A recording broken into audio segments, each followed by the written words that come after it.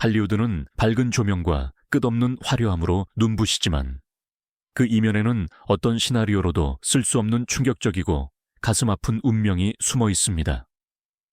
아무도 손댈 수 없을 것 같았던 스타들은 예상치 못한 방식으로 세상을 떠났습니다. 기이한 사고, 설명되지 않는 미스터리, 그리고 우리를 즐겁게 하기 위한 바로 그 도구들에서 비롯된 비극들입니다. 이것들은 단순한 종말이 아닙니다. 불멸할 운명처럼 보였던 이들에게조차 삶이 얼마나 연약한지 소름 끼치게 상기시켜주는 경고입니다. 무술의 전설 브루스 리의 외아들 브랜든 리는 단순히 유명한 이름의 계승자 그 이상이었습니다. 순수한 카리스마, 부인할 수 없는 재능, 그리고 자석 같은 스크린 존재감으로 그는 자신만의 유산을 만들어가고 있었습니다. 영화 크로우와 함께 마침내 그의 시대가 도래했고 이 영화는 그를 슈퍼스타덤에 올려놓을 예정이었습니다. 그러나 1993년 3월 31일 운명은 잔인하게 변했습니다. 결정적인 장면 촬영 중 브랜든에게 소품총이 발사되었습니다. 무해했어야 할 것이 치명적인 결과를 낳았습니다. 이전에 잘못 다루어져 총열에 박혀 있던 더미탄의 파편이 그의 복부로 발사된 것입니다. 브랜든은 촬영장에서 쓰러졌고 다시는 일어나지 못했습니다. 몇 시간의 수술에도 불구하고 그는 고작 28세의 나이로 사망 선고를 받았습니다. 이 비극은 할리우드 전역에 울려 퍼졌습니다. 그의 동료 배우들은 충격을 받았고 스태프들은 망연자실했으며 관객들은 예방할 수 있었던 실수가 한 생명을 앗아갈 수 있다는 사실에 경악했습니다. 크로우는 대역과 디지털 효과를 사용하여 완성되었고 영화는 잊을 수 없는 추모작이 되었습니다. 그의 출세작이 될 예정이었던 이 영화는 오히려 셀룰로이드 속 그의 묘비가 되었고 자신의 죽음을 복수하는 남자에 대한 소름 끼치는 예언이 되었습니다. 브랜든 리는 위대함의 문턱에 있었지만 한순간에 모든 것을 빼앗겼습니다. 안톤 옐친은 할리우드의 가장 빛나는 젊은 재능 중 한 명으로 섬세함과 뛰어남이 드물게 조화된 배우였습니다. 알파독의 거친 연기부터 J.J. 에이브럼스의 스타트렉 리부트에서 잊을 수 없는 체코프 역할까지 그는 명성을 쫓지 않았지만 명성이 그를 쫓았습니다. 조용하고 사려 깊으며 매우 지적인 안톤은 수십 년간 잊을 수 없는 연기를 약속하는 불꽃을 품고 있었습니다. 그러나 2001년 16년 6월의 조용한 아침, 운명은 가장 잔인한 방식으로 그를 배신했습니다. 고작 27세였던 안톤은 로스앤젤레스 자택에 가파른 진입로로 차를 몰고 들어섰습니다. 그는 자신의 지프 그랜드 체로키가 안전하게 주차되어 있다고 믿고 잠시 내려 우편물을 확인했습니다. 하지만 그렇지 않았습니다. SUV는 뒤로 굴러갔고 그를 벽돌, 기둥과 금속 대문 사이에 끼이게 했습니다. 그가 발견되었을 때는 이미 너무 늦었습니다. 수사관들이 이 차에 알려진 결함이 있었다는 것을 밝혀내면서 공포는 더욱 깊어졌습니다. 전자식 변속기가 운전자들이 차량이 주차되어 있다고 착각하게 만드는 경우가 많았던 것입니다. 이 결함은 너무 심각해서 해당 모델은 이미 리콜 조치 중이었습니다. 안톤의 죽음은 무모한 선택이나 빠른 생활 방식의 결과가 아니었습니다. 그는 과속하지 않았고 술을 마시지 않았으며 부주의하지도 않았습니다. 그는 그저 우편물을 확인하고 있었을 뿐입니다. 하지만 할리우드는 이제 막 빛을 발하기 시작한 떠오르는 스타를 잃었습니다. 앤 헤이츠는 회오리 바람처럼 살았습니다. 화려하고 예측 불가능하며 도저히 무시할 수 없는 존재였습니다. 그녀는 식스 데이 세븐 나이츠에서 해리슨 포드와 호흡을 맞춘 모험심 강한 금발 여인이었고 엘렌 드제너러스의 혁신적인 파트너였으며 혼돈과 취약성을 모든 역할에 쏟아붓는 연기자였습니다. 그녀의 삶은 격동적이었고 어린 시절의 학대와 약물과의 과거 투쟁으로 상처받았지만 앞으로 나아가려는 끈질긴 불꽃으로 가득했습니다. 그러나 그녀가 이 세상을 떠날 방식은 아무도 예측할 수 없었을 것입니다. 2022년 8월 5일, 앤은 조용한 로스앤젤레스 동네를 미니 쿠퍼로 운전하고 있었고, 그때 재앙이 닥쳤습니다. 그녀는 차의 통제력을 잃고 집을 들이받았습니다. 잠시 후 차량은 불길에 휩싸였습니다. 소방관들은 그녀에게 다가가기까지 20분 넘게 불과 씨름해야 했습니다. 앤은 초기 충돌에서 살아남았지만 치명적인 부상을 입었습니다. 6일 동안 세상은 그녀가 병원 침대에서 삶에 매달리는 모습을 지켜보았습니다. 8월 11일 그녀는 세상을 떠났습니다. 약물과 알코올에 대한 소문이 돌았지만 독성검사 보고서는 아무것도 밝혀내지 못했습니다. 그것은 그저 기이한 사고였고 폭력적이고 설명할 수 없으며 무자비했습니다. 죽음에서처럼 삶에서도 앤 헤이츠는 쉬운 설명을 거부했습니다. 그녀는 연약했지만 부서지지 않았고 상처받았지만 재능으로 빛났습니다. 그녀의 마지막 장은 불꽃 속에서 쓰였으며 모든 순간을 격렬하게 그리고 거침없이 살았던 여성의 비극적인 최후였습니다. 나탈리 우드는 어린 시절부터 할리우드의 왕족이었습니다. 3라번가의 기적, 이 귀여운 소녀, 웨스트 사이드 스토리에 빛나는 마리아. 그녀는 아름다움과 깊이로 모두에게 사랑받는 아무도 손댈 수 없을 것 같은 스타로 성장했습니다. 그러나 화려한 드레스와 레드카펫 뒤에는 나탈리의 삶의 조용한 폭풍이 숨어 있었습니다. 1981년 11월 28일 밤, 그녀는 남편인 배우 로버트 와그너, 그리고 동료 배우 크리스토퍼 월켄과 함께 카탈리나 섬 근처에서 요트에 탑승했습니다. 그날 밤은 술과 말다툼, 그리고 긴장감으로 가득했습니다. 아침이 되자 나탈리는 사라졌습니다. 그녀의 시신은 보트에서 1마일 떨어진 물 위에서 발견되었습니다. 그녀는 잠옷과 양말, 그리고 구명조끼를 입고 있었습니다. 당국은 처음에는 느슨한 보조보트를 고정하려다가 미끄러졌다고 주장하며 사고사로 판단했습니다. 그러나 그녀의 몸에 있는 멍, 격렬한 말다툼, 그리고 잘 맞지 않는 시간표 등 의심의 목소리가 커졌습니다. 2011년 수사관들은 사건을 재수사했고 몇 년 후 로버트 와그너는 유력 용의자로 지목되었습니다. 그는 어떤 잘못도 부인했지만 의심은 결코 사라지지 않습니다. 수십 년이 지난 지금도 나탈리 우드의 죽음은 할리우드에서 가장 잊을 수 없는 미제 사건 중 하나로 남아 있습니다.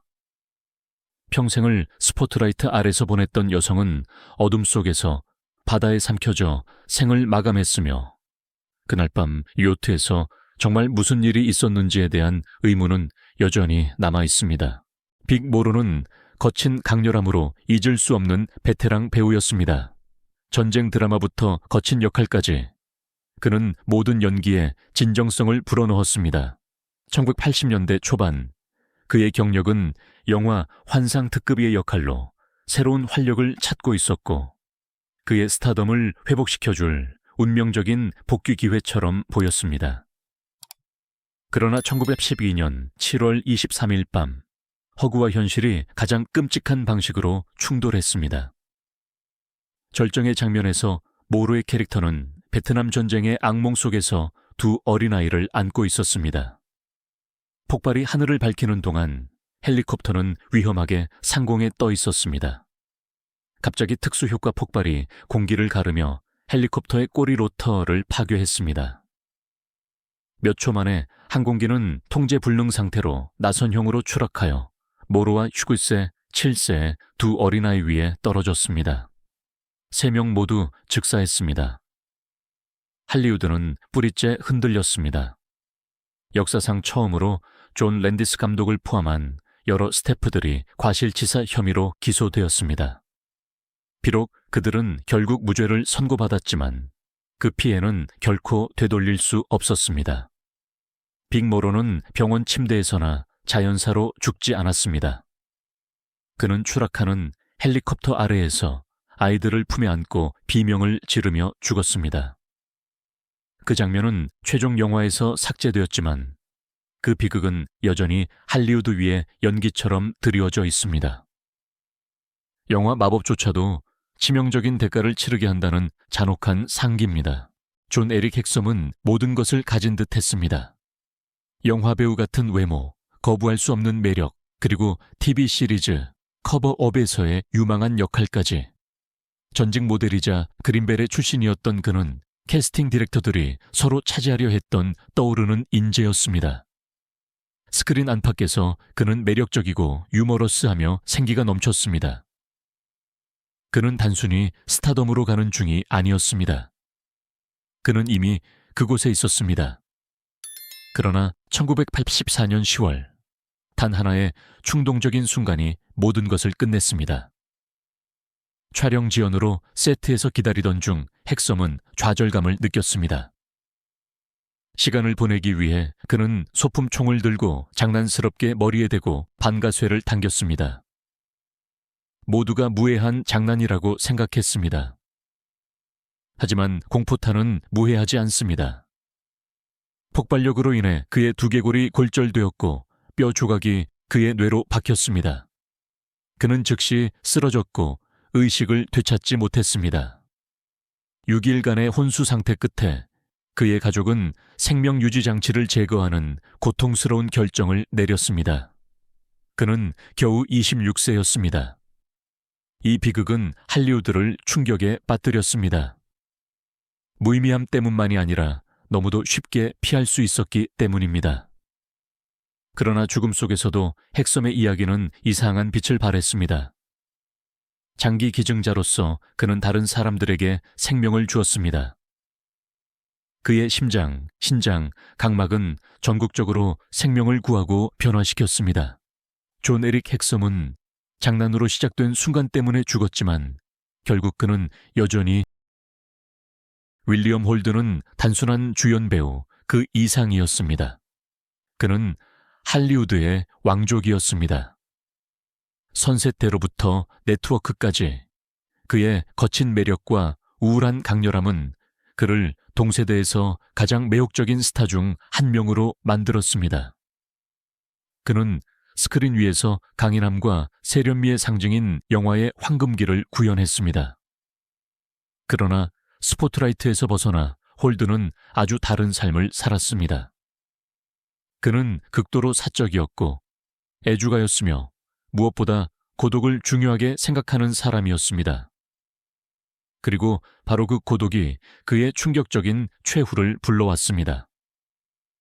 1981년 11월 홀든은 로스앤젤레스 아파트에서 혼자 있었고 늘 그랬듯이 술을 마시고 있었습니다. 어느 순간 그는 양탄자에 미끄러져 탁재 머리를 부딪혔습니다. 상처는 치명적으로 보이지 않았지만 그것으로 충분했습니다. 그는 휴지로 출혈을 멈추려 애썼고 침대로 비틀거리며 갔습니다. 그 부상이 얼마나 심각한지 전혀 깨닫지 못한 채였습니다. 그는 의식을 잃었고 다시는 깨어나지 못했습니다. 그가 발견되었을 때는 이미 너무 늦었습니다. 검시관은 그가 작지만 치명적인 상처로 인해 출혈 과다로 사망했다고 밝혔습니다.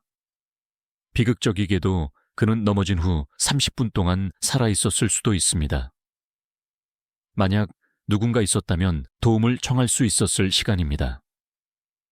윌리엄 홀든은 할리우드의 스캔들, 재창조, 그리고 수십 년간의 스포트라이트를 견뎌냈습니다. 그러나 결국 그는 조용히 어둠 속에서 홀로 죽음을 맞이했습니다. 단순한 미끄러짐과 침묵처럼 무자비한 것 때문에 생을 마감했습니다. 크로우 촬영장에서 브랜든 리의 잊을 수 없는 최후부터 윌리엄 홀든의 고독 속 조용한 죽음에 이르기까지 이 비극들은 아무리 빛나는 스타라도 작은 운명의 굴곡에 의해 앗아갈 수 있음을 상기시켜 줍니다. 그들은 위험을 쫓는 무모한 모험가들이 아니었습니다. 그들은 아무도 상상할 수 없었던 방식으로 삶을 마감한 배우이자 이야기꾼이자 아이콘들이었습니다. 할리우드는 우리에게 불멸의 꿈을 팔지만 이 이야기들은 진실을 드러냅니다. 명성은 누구도 비극으로부터 보호해주지 못한다는 것입니다. 결함 있는 차, 불타는 집, 갑작스러운 추락, 각각은 산산조각 난 가족, 미완성된 이야기, 그리고 수십 년이 지난 후에도 여전히 슬퍼하는 팬들을 남겼습니다. 그러나 그들의 유산은 지속됩니다. 그들의 영화, 그들의 목소리, 그리고 스크린 속 그들의 순간들은 계속해서 영감을 줍니다. 그들을 기억함으로써 우리는 그들의 죽음 그 이상을 기립니다. 우리는 그들의 삶, 그들의 예술성, 그리고 그들이 남긴 여운을 찬양합니다. 이 이야기들이 당신의 마음을 움직였다면 그저 사라지게 두지 마세요. 댓글로 당신의 생각을 공유하고 이 스타들 중 누가 당신에게 가장 깊은 인상을 남겼는지 알려주세요.